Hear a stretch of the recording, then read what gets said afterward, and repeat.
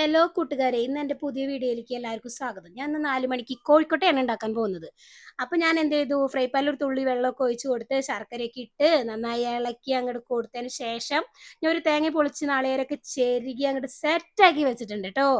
അപ്പോൾ അത് കഴിഞ്ഞ് ഞാൻ ആ തേങ്ങ എന്ത് ചെയ്തു, നമ്മുടെ ഫ്രൈ പാൻ കുട്ടപ്പനിലേക്ക് അങ്ങോട്ട് ഇട്ട് അങ്ങോട്ട് കൊടുത്തു.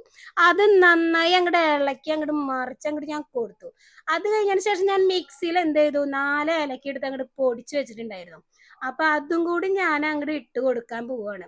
അതെങ്ങനെ ഒരു കൈപ്പിടിയിൽ ഒരു 4 നുള്ള് ഏലക്കപ്പൊടി അങ്ങോട്ട് ഞാൻ അതെങ്ങനെ കുറേശ്ശെ കുറേശ്ശെ അങ്ങോട്ട് ഇട്ട് കൊടുത്ത് അത് നന്നായി മിക്സ് ചെയ്ത് ഇളക്കി അങ്ങോട്ട് യോജിച്ചു. അപ്പൊ അതിലുള്ള വെള്ളത്തിന്റെ അംശം പോണ വരെ ഞാൻ അത് അങ്ങോട്ട് ഇളക്കിക്കൊണ്ട് അങ്ങോട്ട് നിന്നു. അത് കഴിഞ്ഞതിന് ശേഷം ഞാനൊരു പാത്രം കൊണ്ടുവച്ചിട്ടുണ്ടായിരുന്നു, നമ്മുടെ പൊടി ഇടാനുള്ള പാത്രം കൊണ്ടുവച്ചിട്ടുണ്ടായിരുന്നു.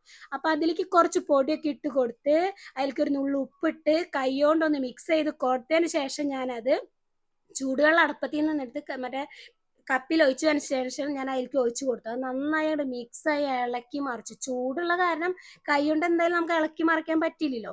അപ്പം ഞാനത് ഇങ്ങനെ കൈപ്പത്തി കൊണ്ട് തന്നെ വീണ്ടും വീണ്ടും അത് ഇളക്കി. അത് കഴിഞ്ഞ് ഞാൻ ഇടയ്ക്ക് കൈ കൊണ്ടൊന്ന് തൊട്ട് നോക്കുമ്പോൾ ചൂടുണ്ട്, അപ്പം അങ്ങോട്ട് കുഴയ്ക്കാൻ പറ്റണില്ല. അപ്പം ഞാൻ വീണ്ടും കുറച്ച് നേരം ഇതായി നിന്നതിന് ശേഷം വീണ്ടും കൈ കൊണ്ട് അത് നന്നായി അവിടെ കുഴച്ചങ്ങോട്ട് യോജിപ്പിച്ചു. അത് കഴിഞ്ഞതിന് ശേഷം ഞാൻ എന്ത് ചെയ്തു, കുട്ടപ്പനാക്കി വെച്ചിട്ട് കയ്യിലേക്ക് ഓരോ ഉണ്ട എടുക്കണമല്ലോ.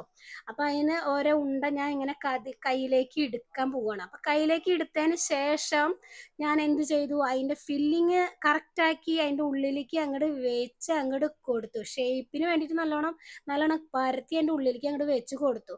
അതിന് ശേഷം ഓരോന്നോരോന്ന് വേഗം വേഗം ഞാൻ അങ്ങോട്ട് പരത്തി വേഗം ചറപറാന്ന് അങ്ങോട്ട് ഞാൻ അങ്ങോട്ട് പരത്തി എടുത്തു.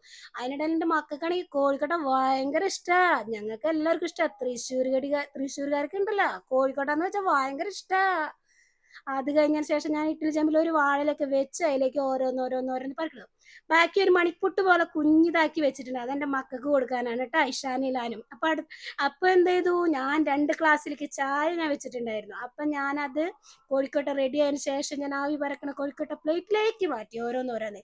അപ്പം എൻ്റെ കുഞ്ഞു മണിപ്പൂട്ട് അതിൽ ഇരിക്കുന്നുണ്ട്. എന്നെ പറക്കിടാത്ത എന്തേന്ന് ചോദിക്കണം, അത് അവിടെ ഇരിക്കട്ടെ, അതെൻ്റെ ഇഷാനിലാനും കൊടുക്കാനാണ് കേട്ടോ ഗൈസ്.